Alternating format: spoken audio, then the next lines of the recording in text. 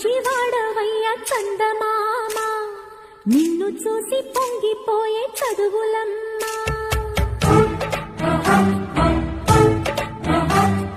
ముద్దు బిడ్డ వంది నిన్ను భారతమ్మ, ముద్ద బంతి పూల దండ వేసుకోమ్మా.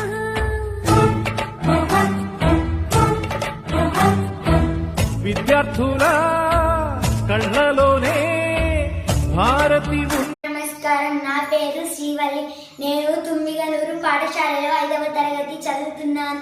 మా పాఠశాలకు గత సంవత్సరం కొత్తగా ఉపాధ్యాయులు బృందం వచ్చినప్పటి నుంచి పాఠశాలలో చదువుతో పాటు మొక్కలు పెంచడం, గోడలకు పెయింట్స్ వేయించడం, కాంపౌండ్ గేట్ ఏర్పాటు చేశారు.